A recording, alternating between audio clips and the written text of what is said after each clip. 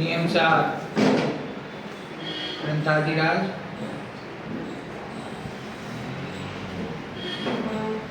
ગાથા નંબર 1 ઉપર આપણો સ્વાધ્યાય ચાલી રહ્યો છે।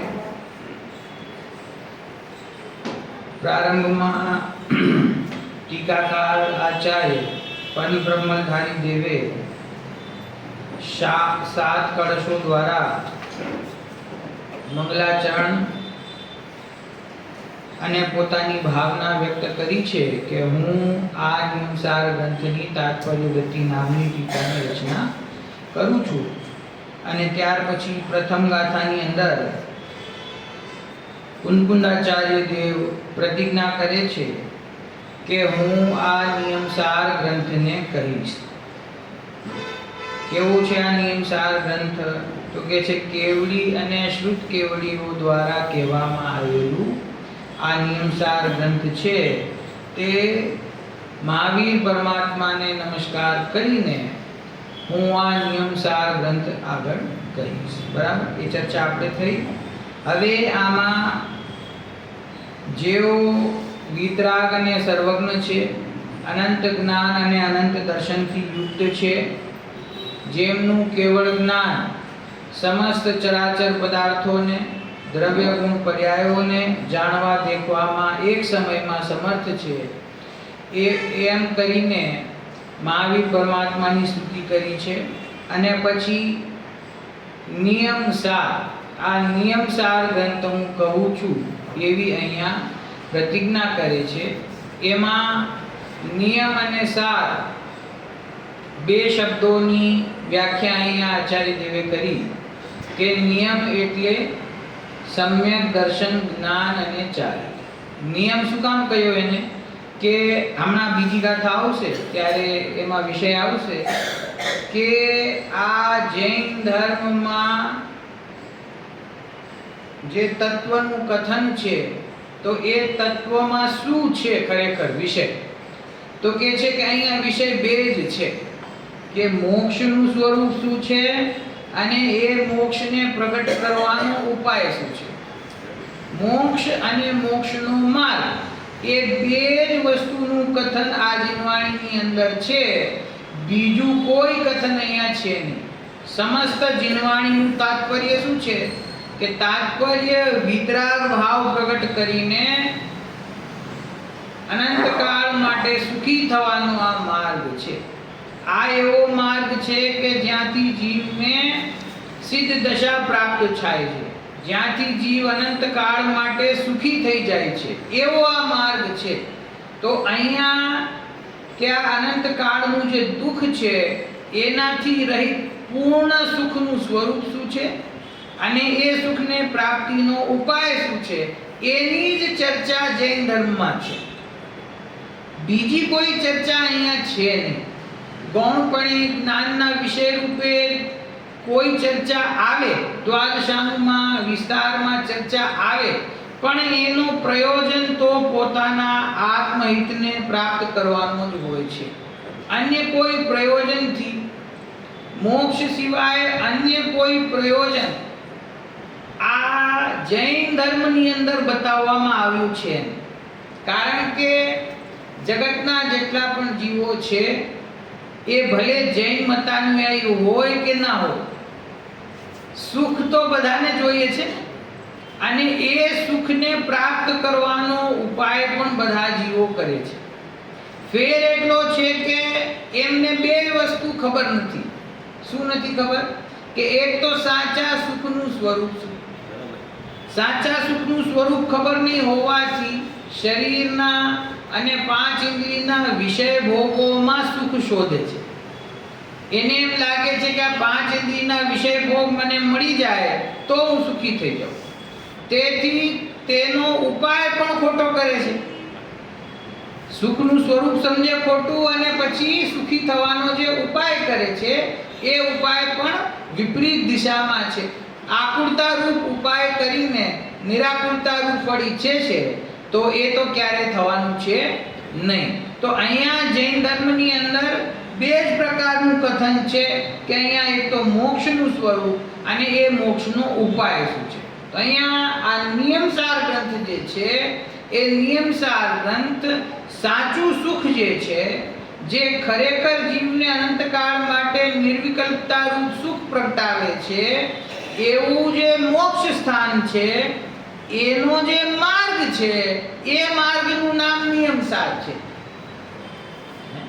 એને પ્રગટ કરવાનો જે ઉપાય છે, એ ઉપાયનું નામ નિયમસાર છે. કેમ કે નિયમ શબ્દનો અર્થ શું કર્યો? સમ્યક દર્શન, જ્ઞાન અને ચારિત્ર. સમ્યક દર્શન, સમ્યક જ્ઞાન અને સમ્યક ચારિત્ર.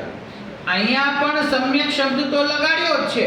તો સમ્યક શબ્દ કહેતા સમસ્ત વિકારી ભાવોનો, જુદા પરદ્રવ્ય આશ્રિત ભાવોનો તો અભાવ, નિષેધ અહીંયા ગ્રહણ કર્યો જ છે.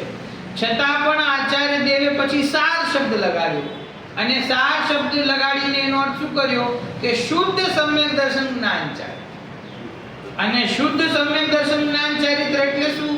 શુદ્ધ એટલે શું? તો કહે છે કે જે વ્યવહાર રત્નત્રય છે, એ વ્યવહાર રત્નત્રયના નિષેધ માટે સાર શબ્દ મૂક્યો છે. વ્યવહાર રત્નત્રય એટલે શું? કે અંતરંગમાં આત્માના સ્વરૂપનું જ્ઞાન ન હોય, એનું શ્રદ્ધાન ન હોય અને એમાં સ્થિરતા ન હોય, તો એવું સમ્યક દર્શન જ્ઞાન ચારિત્રનો અંતરંગમાં તો અભાવ વર્તે, પરંતુ બહારમાં પોતાના કુળની પરંપરાનો નિર્વાહ કરતો હોય, ગ્રસ્ત દશામાં બાહ્ય નિયમ સંયમ એને ધારણ કરેલા હોય, દેવશાસ્ત્ર ગુરુની શ્રદ્ધા એને હોય, શાસ્ત્રનો સ્વાધ્યાય કરતો હોય અને વ્રત નિયમ પાળતો હોય, અને એમ સમજે છે કે અમારા જીવનમાં તો નિશ્ચય નહીં પણ વ્યવહાર, સમ્યક દર્શન, જ્ઞાન અને ચારિત્ર તો છે ને. ગ્રસ્ત દશામાં અમારાથી જેટલું સંભવ છે એટલું તો અમે કરીએ છીએ ને. આનાથી ધીરે ધીરે અમે મોક્ષ માર્ગમાં આગળ વધી જશું. તો એનો નિષેધ કરવા માટે આચાર્ય દેવે અહીંયા સાર શબ્દ મૂક્યો છે કે વ્યવહાર આશ્રિત ધર્મથી મોક્ષની પ્રાપ્તિ નહીં થાય. આ જે વ્યવહાર રત્નત્રય છે, જો ફરીથી હું કહી દઉં, આપણે પહેલા ચર્ચા કરી છે કે વ્યવહાર રત્નત્રય નામ તો જેને નિશ્ચય સમ્યક દર્શન જ્ઞાન ચારિત્ર પ્રગટ થયું છે, એવા જે જ્ઞાની જીવો છે, એ જ્ઞાની જીવ જ્યારે મોક્ષ માર્ગમાં આગળ વધે છે, ત્યારે એમના બાહ્ય આચરણને, સંયમને, જ્ઞાન શ્રદ્ધાને જોઈને, દેવશાસ્ત્ર પ્રત્યેની ભક્તિ જોઈને એને વ્યવહાર સમ્યક દર્શન કહેવામાં આવે છે. ખરેખર નિશ્ચય સમ્યક દર્શનનો માર્ગ જુદો અને વ્યવહાર સમ્યક દર્શનનો માર્ગ જુદો, એમ કોઈ બે માર્ગ નથી. નિશ્ચય મોક્ષ માર્ગ જુદું અને વ્યવહાર મોક્ષ માર્ગ જુદું, એમ બે પ્રકારના મોક્ષ માર્ગ નથી. મોક્ષ માર્ગ તો એક જ છે. તો પછી આ નિશ્ચય મોક્ષ માર્ગ અને વ્યવહાર મોક્ષ માર્ગ એટલે શું? કે વ્યવહાર મોક્ષ માર્ગ તો જ્ઞાનીના બાહ્ય જીવનને કહેવામાં આવે છે, અને અજ્ઞાની જીવને જે કાંઈ આચરણ છે, જ્ઞાન શ્રદ્ધાન છે, એનું નામ વ્યવહાર મોક્ષ માર્ગ નથી. અજ્ઞાનીનો તો જે કંઈ ભાવ છે એ સમસ્ત અજ્ઞાન છે. વ્યવહારથી માની છે કે આ વ્યવહારથી માની છે એટલું જ છે ને. વ્યવહારથી માનીએ છીએ એમ શબ્દ આપણે જ્યારે બોલીએ છીએ ત્યારે વ્યવહાર એટલે શું? વ્યવહાર એટલે શું? વ્યવહારની પરિભાષા ખ્યાલમાં હોવી જોઈએ. આપણે ઘણી ચર્ચા ગયા દિવસોમાં કરી હતી મોક્ષમાર્ગ પ્રકાશકના પ્રકરણમાં. નિશ્ચય અને વ્યવહાર. નિશ્ચય એટલે શું? જે વસ્તુ જેવી છે એવું જ કથન, એનું નામ નિશ્ચય છે. અને વ્યવહાર એટલે જે વસ્તુનું સ્વરૂપ નથી, કોઈ કારણસર ઉપચરિત કથન કરવું, એનું નામ વ્યવહાર છે. બરાબર? તો મોક્ષ માર્ગ શું છે ખરેખર? કે પોતાના સ્વરૂપનું જ્ઞાન, શ્રદ્ધા અને સ્થિરતા, એનું નામ મોક્ષ માર્ગ છે. અને એને જ મોક્ષ માર્ગ કહેવો એ નિશ્ચયનું કથન છે. અને જે મોક્ષ માર્ગ નથી પણ મોક્ષ માર્ગનો સહચારી છે અથવા મોક્ષ માર્ગનો નિમિત્ત છે, એવા ભાવને ઉપચારથી મોક્ષ માર્ગ કહેવો, એનું નામ વ્યવહાર છે. તો આ રીતે નિશ્ચય અને વ્યવહાર બે પ્રકારના મોક્ષ માર્ગ છે. પરંતુ કોઈ જીવ એમ સમજે કે નિશ્ચય મોક્ષ માર્ગ એક જુદો રસ્તો છે અને વ્યવહાર મોક્ષ માર્ગ એક જુદો રસ્તો છે.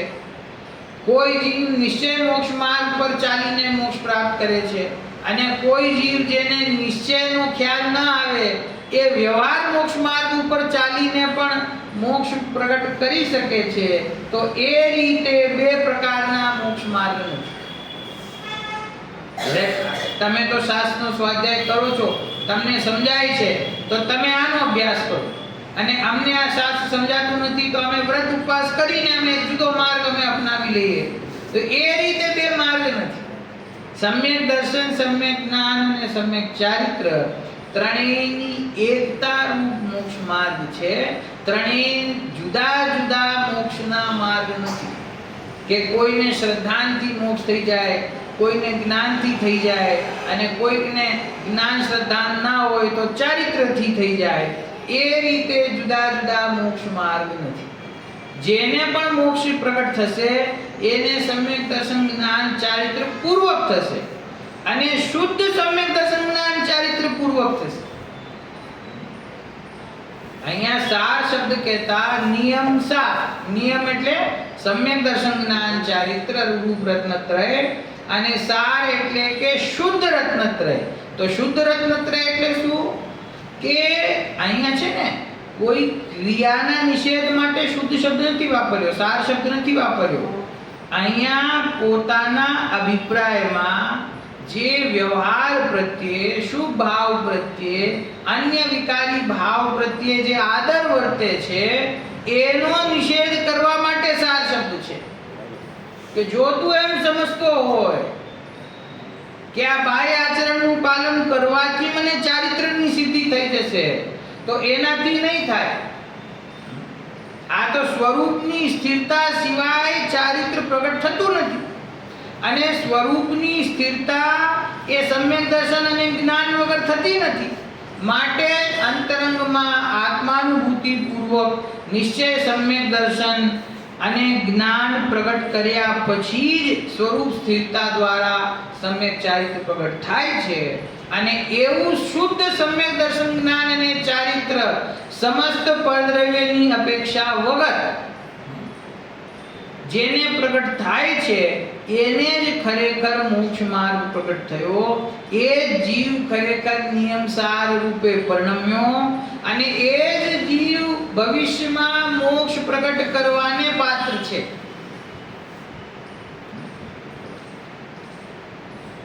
જ્યાં સુધી સ્વરૂપનું ભાન ન થાય ત્યાં સુધી પાંચ ઇન્દ્રિયના વિષયોથી જીવને સુખ બુદ્ધિ છૂટે કેવી? પરદ્રવ્યમાંથી સુખ બુદ્ધિ ન છૂટે તો જીવનમાં વ્રત નિયમનો અંગીકાર થાય કેવી રીતે? વ્રત નિયમના અંગીકાર રૂપ ભૂમિકાની તૈયારી ન થાય તો એને મુનિ દશા થાય કેવી રીતે? અને મુનિ દશા ન થાય તો મોક્ષ પ્રગટ થાય કેવી? આ સાયન્ટિફિક ક્રમ છે, આ લોજિકલ ક્રમ છે. આમાં કોઈ જુદા જુદા રસ્તા પોતાની બુદ્ધિથી કાઢવાના પ્રયત્ન કરે તો અહીંયા કોઈ જુદા જુદા રસ્તા છે. આ બે સમાજની અંદર બે ભાગ એવા બની ગયા કે આ મુમુક્ષુ છે, કે આ નિશ્ચયને માનનારાઓ છે અને આ વ્યવહારને માનનારાઓ છે. ખરેખર એવો કોઈ ભાગ છે જ નહીં. આ ભાગ જેને પાડ્યા છે એને નિશ્ચયની પણ ખબર નથી અને વ્યવહારની પણ ખબર નથી. નિશ્ચય અને વ્યવહાર તો કથન પદ્ધતિ છે. નિશ્ચય અને વ્યવહાર તો સમજાવવાની રીત છે. નિશ્ચય અને વ્યવહાર તો દ્રષ્ટિકોણ છે. નિશ્ચય એક જુદી વસ્તુ અને વ્યવહાર એક જુદી વસ્તુ, એમ કોઈ જુદી જુદી વસ્તુઓ નથી. આપણે ઘણી એની ચર્ચા કરી કે આત્માનો અનુભવ એનું નામ નિશ્ચય અને ભગવાનની પૂજા એનું નામ વ્યવહાર. એ રીતે નિશ્ચય અને વ્યવહારનું સ્વરૂપ નથી, પરંતુ સ્થૂળ દ્રષ્ટિથી શાસ્ત્રનો અભ્યાસ કરતા હોય, કોઈ દિવસ ક્રમિક અભ્યાસ ન કરતા હોય, જવલ્લે ક્યારેક બેસીને 2-5-10 મિનિટ સાંભળી લીધું હોય તો એને આવી રીતે નિશ્ચય વ્યવહારનું સ્વરૂપ સ્થૂળતાથી સમજાયો હોય અને બાકી બહારના સમાજમાંથી શબ્દો સાંભળતા હોય એટલે એ શબ્દ તો બેસી જાય પણ એનો ભાવ શું એ કઈ ખ્યાલમાં આવે નહીં, એને આવા નિશ્ચય અને વ્યવહારના ભાગલા દેખાય. ખરેખર નિશ્ચય અને વ્યવહાર તો નય છે ને, અને નય છે એ જ્ઞાનનો અંશ છે. તો એ આમાં કોઈ વસ્તુ કે ક્રિયા કે ભાવ એનું નામ તો નિશ્ચય વ્યવહાર છે નહીં.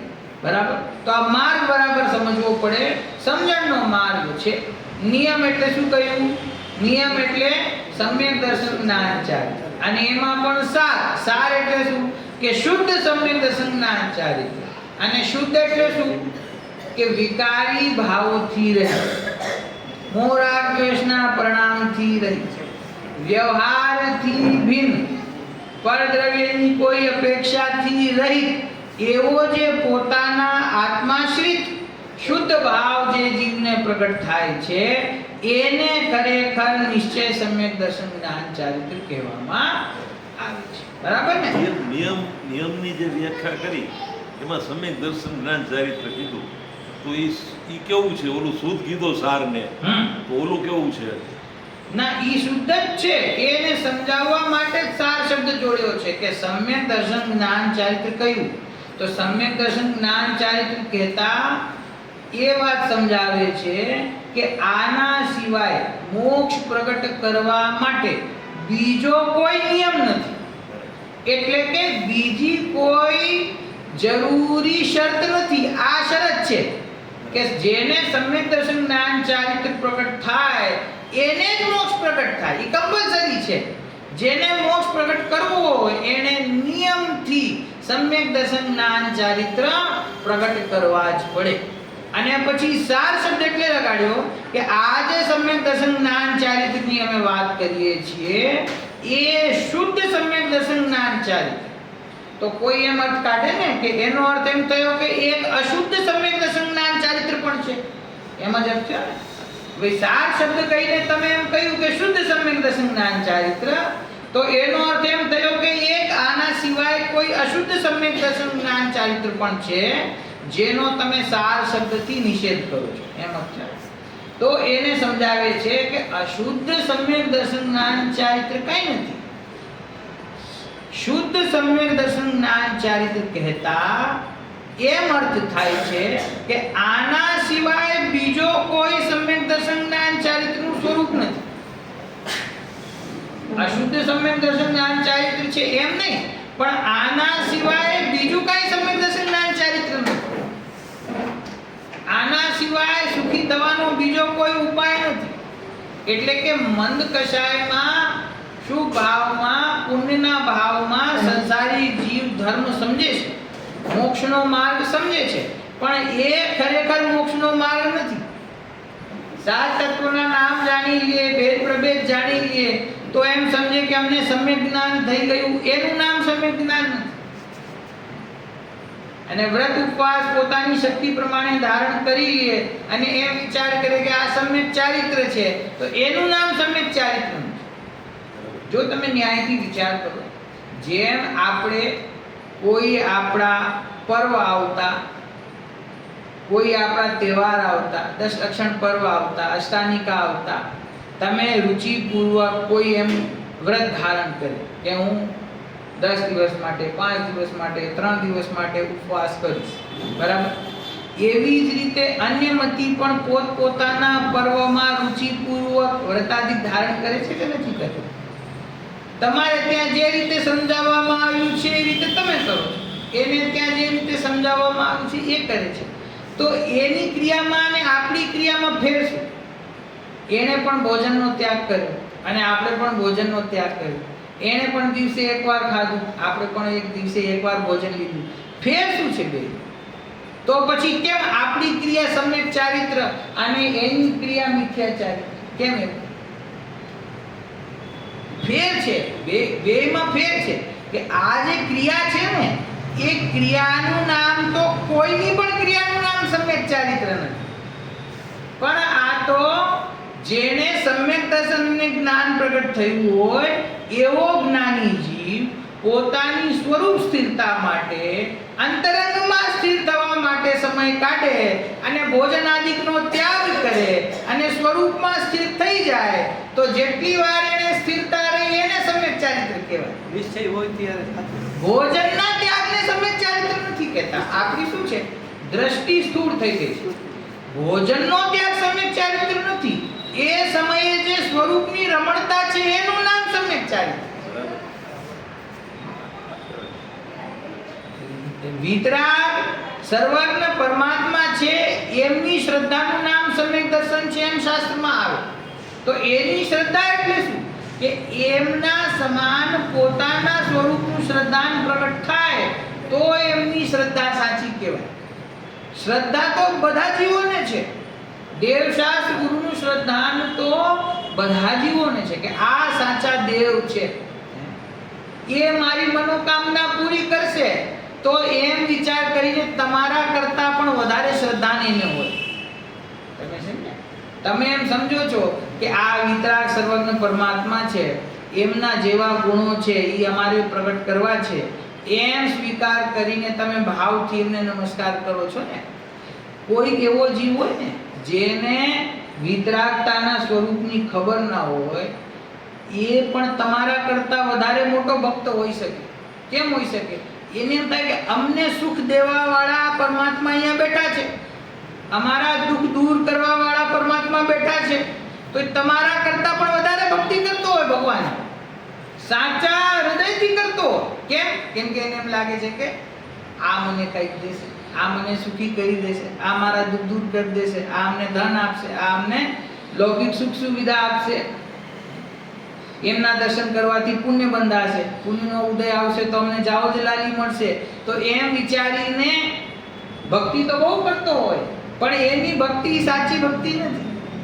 અને એની ભક્તિ એનું નામ સમ્યક દર્શન નથી. દેવશાસ્ત્ર ગુરુના શ્રદ્ધાને સમ્યક દર્શન કહેવાય છે. એ વ્યવહારની સ્થૂળ પરિભાષા છે. એ ખરેખર કોઈ નિશ્ચય સમ્યક દર્શનની પરિભાષા નથી. અને એવા જ જીવો જે લૌકિક હેતુએ ભગવાનની ભક્તિ કરે છે, પૂજા કરે છે, એ જ આ જીવો છે કે જ્યારે એમનું મનગમતું કામ નથી થતું ત્યારે વિતરાગ પરમાત્માને છોડીને અન્ય દેવો પાસે પણ જતા રહીએ કે અહીંયા નથી થતું તો વાં થઈ જશે, વાં નથી થતું તો વાં થઈ જશે. આ તીર્થ ક્ષેત્રોની સાથે જે કિંવદંતીઓ પ્રસિદ્ધ થઈ ગઈ, જે કથાઓ પ્રસિદ્ધ થઈ ગઈ કે બાળક જોતું હોય તો મહાવીરજીમાં જવાનું, અને આ જોતું હોય તો અહીંયા જવાનું, અહીંયાના ભગવાન આ આપે છે, ક્યાંથી આવ્યું? કે વિતરાગ પરમાત્મા પાસેથી તમને જે જોતું હતું એ ના મળ્યું, એટલે તમે એવી જગ્યાએ ગયા જ્યાંથી તમને મળી જાય. પહેલા તો મંદિર બદલાયું જૈનમાં છે, અહીંયા મોરબીના મંદિરમાંથી કાંઈ મળતું નથી તો મહાવીરજી જવું છે. અને જો ત્યાં પણ કામ ન થાય અને કોઈ એમ કહી દે કે જો આ ભૈરવ બાબા છે ને આના દર્શન કરતા તમને આની પૂજા કરતા બધું મળી જશે, આ કુળ દેવતા છે એની પૂજા કરશો તો તમને સંતાન થઈ જશે, તો પછી ભગવાનને મૂકીને એની પાસે જતો રહે. એને તો સંતાન જોઈએ છે, એને કઈ ભગવાન પાસેથી વિતરાગતાને સર્વજ્ઞતા જોતી નથી. સમજી ગયા? તો સાચું સુખ શેમાં છે એ જ્યાં સુધી નિર્ણય ન થાય ત્યાં સુધી એનો ઉપાય પણ સાચો બની શકતો નથી. જ્યાં સુધી એને આ શરીરમાં, સંસારમાં, બાળકોમાં, પત્નીમાં સુખ દેખાશે, પાંચ ઇન્દ્રિયના વિષયોમાં સુખ દેખાશે, ત્યાં સુધી એની પાછળ દોડશે. તો પહેલા તો નક્કી કરવું કે સાચું સુખ શું છે. કે નિર્વિકલ્પતા, નિરાકુરતા એ જ ખરેખર સુખનું સાચું સ્વરૂપ છે. જે દશા પ્રાપ્ત કરીને તમને ફરીથી કોઈ પણ પ્રકારનો વિકલ્પ ન થાય એનું નામ સુખરૂપ દશા છે. એના સિવાય છડાળાની ત્રીજી ધારમાં શું કહ્યું? આતમ કો હિત હૈ સુખ સો સુખ આકુલતા વિન કહીએ, આકુલતા શિવ માહી ન તાતે શિવ મગ લાગ્યો છે. આત્માનું હિત શેમાં છે? કે મોક્ષમાં છે. આત્મ કો હિત હૈ સુખ, સુખ પ્રાપ્ત કરવામાં હિત છે ને, અને એ સુખ ક્યાં છે? સો સુખ આકુલતા બિન કહીએ કે એ સુખની પરિભાષા શું છે? કે આકુલતા રહિત જે ભાવ છે એનું નામ સુખ છે. અને એવું સુખ ક્યાં છે? તો કે આકુલતા શિવ માહી ના, કે એક મોક્ષ જેવું સ્થાન છે. મોક્ષ જ એક એવું પરમ પદ છે કે જેમાં કોઈ પણ પ્રકારની આકુરતા નથી. તો એનો અર્થ છે કે સાચું સુખ એ દશામાં જ છે. અને એ દશા કોના આશ્રય પ્રગટ થાય છે? સ્વભાવના આશ્રય. તો એનો અર્થ શું? કે સાચું સુખ પોતાના સ્વરૂપમાં છે.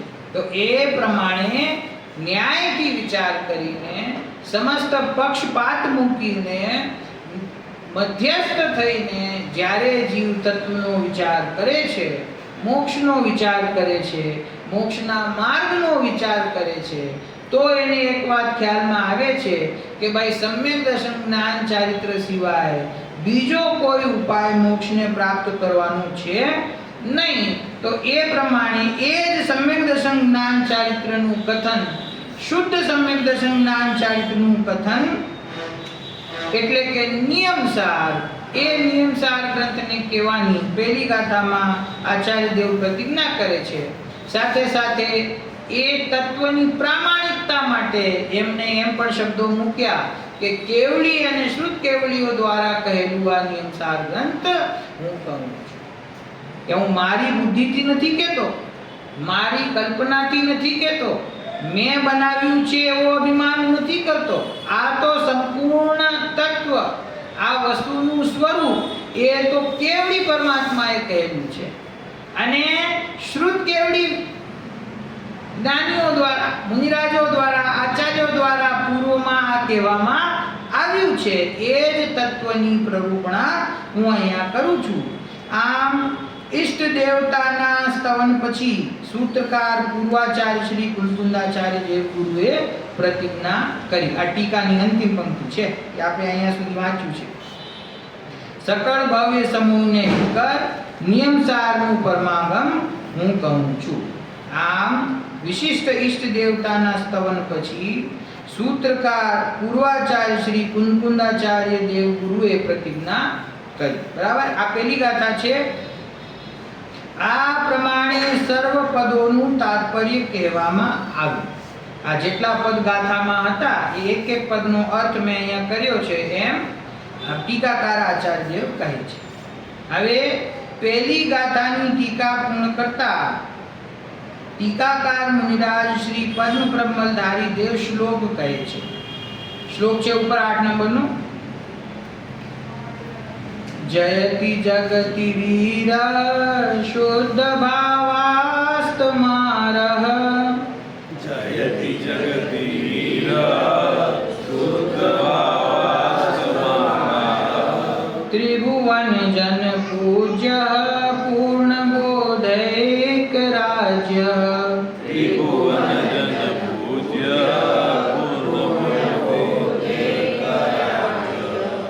नत दिविज समाज प्रास्त जन्म द्रुबीज नत दिविज समाज प्रास्त जन्म द्रुबीज फरी नत दिविज समाज प्रास्त जन्म द्रुबीज नत दिविज समाज प्रास्त जन्म द्रुबीज समवस्रति निवास केवल श्रीनिवास समवसति निवास केवल श्रीनिवास.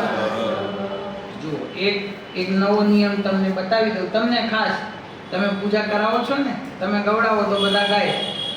નત દિવિજ સમાજ પ્રાસ્ત જન્મદ્રુ બીજ. અહીંયા છે ને જન્મદ્રુ છે ને, ધ્રુવ સંસ્કૃતનો નિયમ છે.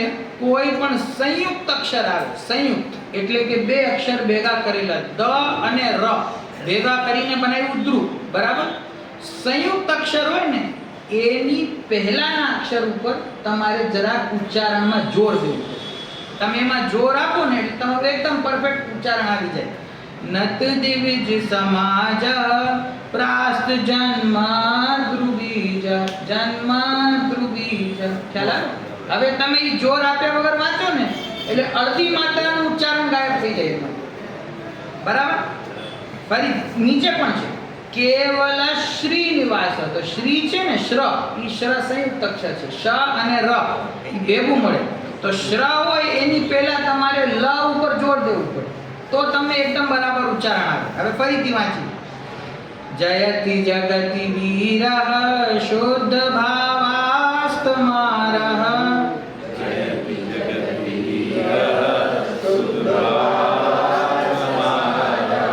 ત્રિભુવન જન પૂજ્ય પૂર્ણ બોધૈક રાજ્ય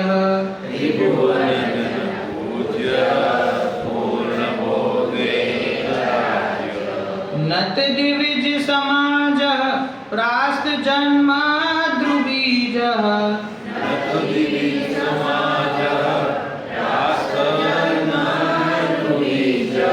સમવસ્રતિ નિવાસ કેવલ શ્રીનિવાસ.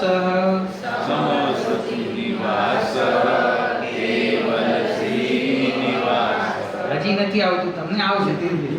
કેવલ શ્રીનિવાસ નહીં, કેવલ શ્રીનિવાસ. લામાં જોર, સમજી ગયા? ચાલો વાંધો નહીં, આગળ શ્લોકા. જયતિ જગતિ વીર. આ જગતમાં જે વીર એટલે મહાવીર પરમાત્મા છે તેમને હું નમસ્કાર કરું છું, તેમનો જય જયકાર કરું છું. જયતિ જગતિ વીર શુદ્ધ ભાવાસ્તમાર, કે જેમણે શ્લોકાર્થ જુઓ નીચે, શુદ્ધ ભાવ વડે માર કોને કહેવાય? કામ ભાવને, કે જેમણે પોતાના શુદ્ધ ભાવ વડે કામ ભાવનો નાશ કર્યો છે.